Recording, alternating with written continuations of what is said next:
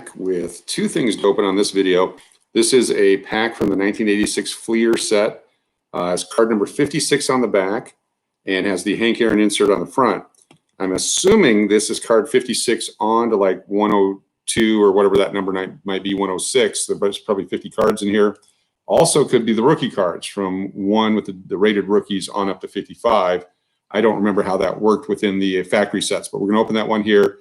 Either way, it's going to have a bunch of rookies or probably a lot of star cards in it. We will find out. Also, we have the Major League All-Star playing cards from 1990. And in here, a lot of Hall of Famers and great players. We'll bust that open as well. So you get a twofer on this one. So thanks for joining us. And we'll start right away with this one right here. So this is 1986 Donruss. And this came from the factory set. And that's the plastic wrap. Now, the backs of the factory set cards versus pack cards are a little bit different. I think they're flipped one way or the other, so you can tell where they came from. And if you're a really sophisticated collector or want to get into that kind of thing, that might be fun to try to track down the two varieties of each card that you like. So opening up the plastic here, this has been sealed since 1986 at least. And we'll start off with the Hank Aaron puzzle insert card. This is card 602.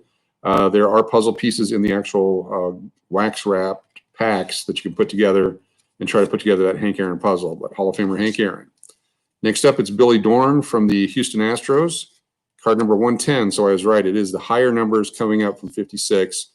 So we should see some stars of the day here. Here's Willie McGee, outfielder for the St. Louis Cardinals.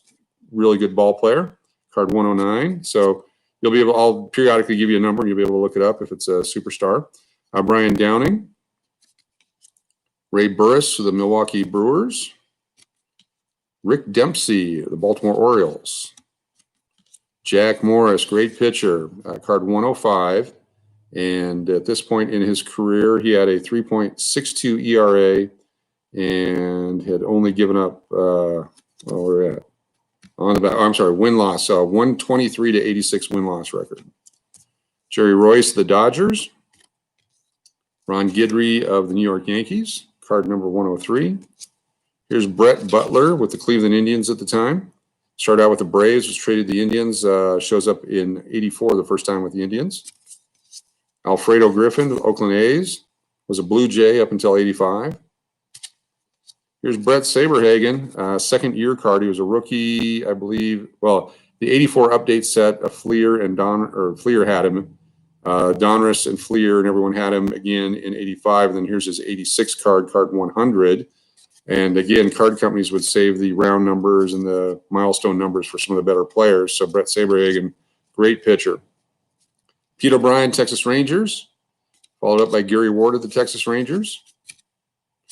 Montreal Expos catcher Mike Fitzgerald is at number 97. I feel like I'm counting down top 100 hits here.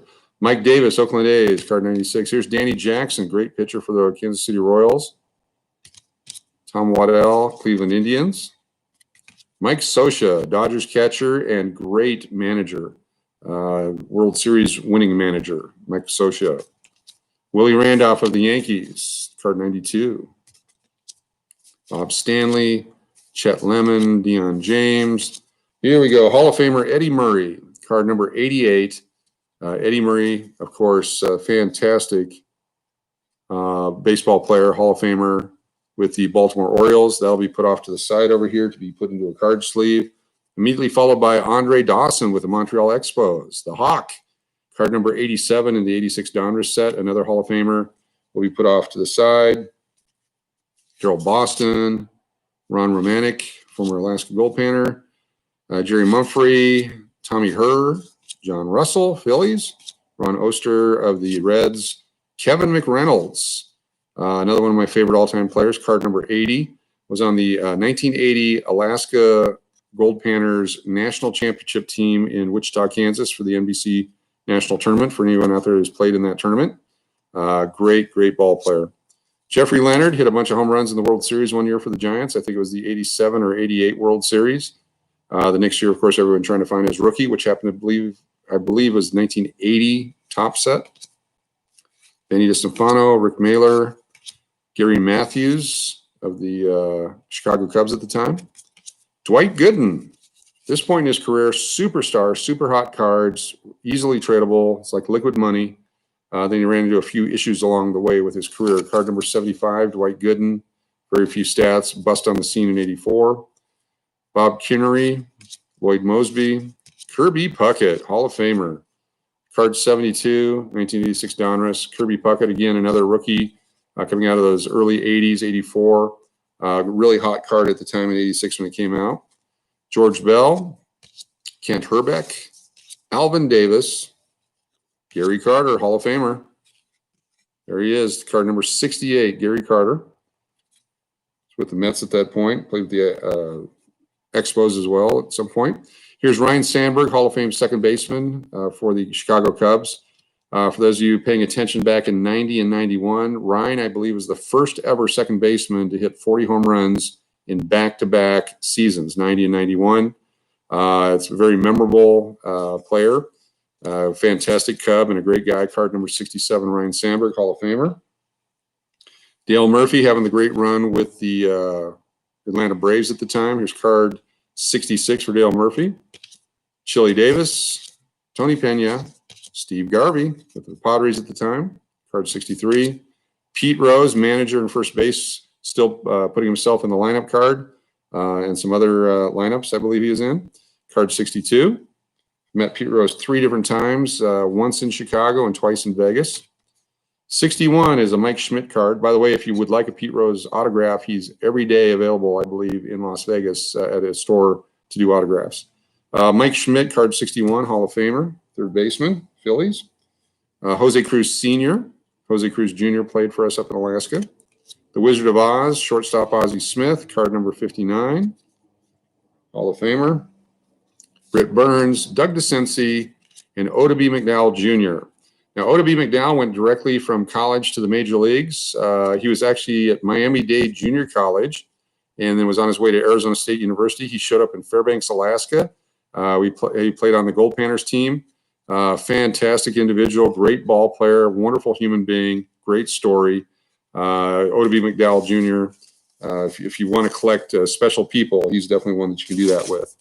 All right, halfway through the video. Next up is the All-Star Pack of playing cards.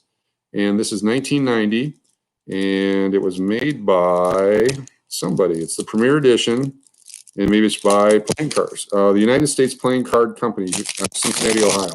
So on the back there is the name of who made it, and then the copyright date, or the date is actually the 1990s on the front here. So opening it up, I've opened a few of these over the years. We're going to open the seal that's been sealed since they were made, probably in 89 or 90. United States Playing Card Company. Oh, don't want to break anything. Bust it open, and here we go. So there's at least 52 cards and then probably some additional ones. So we'll get through these. Wild card, Mark McGwire and Jose Canseco, the Bash brothers. In 1990, super hot, home runs, doing the Bash arm thing, which I guess some people getting injured with that in the World Series and playoffs this last year. Next up, a Joker is Jack Armstrong. Roger Clemens, the Ace of Spades. Sandy Alomar Jr., catcher, number 2, or second, Deuce of Spades. Randy Johnson, Hall of Fame pitcher, 3 of Spades. Steve Sachs, Kelly Gruber. Cal Ripken Jr., 6 of Spades, Hall of Famer.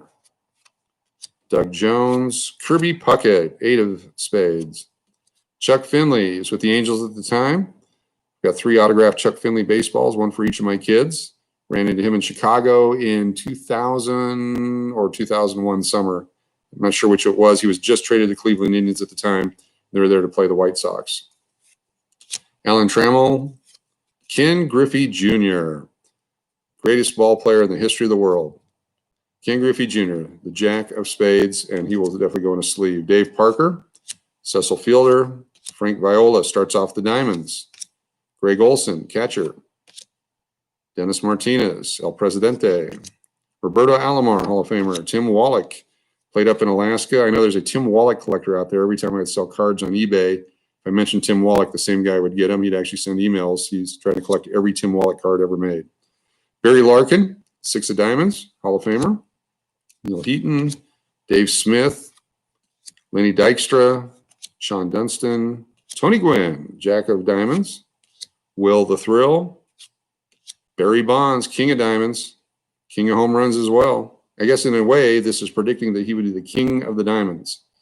Look at that walk record. Look at the intentional walk record. Look at the intentional walks with the bases loaded to understand what this ball player did.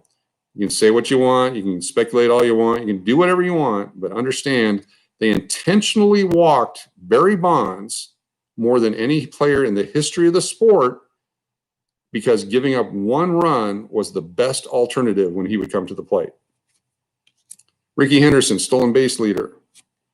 George Bell, Wade Boggs, Jack of Clubs, Dave Stieb, Bobby Thigpen, Dennis Eckersley, Ellis Burks, Ranger College alum. Here we have Ozzie Guillen, shortstop, Brooke Jacoby, Greg Olson, Brett Saberhagen, Lance Parrish, Bob Welch. And then the final pack are the Hearts. We have the King of Hearts, Darryl Strawberry. That's when he was with the Mets. Kevin Mitchell, great barehanded catch. Look it up online. Go to Kevin Mitchell on YouTube and check out the highlights. Bobby Bonilla.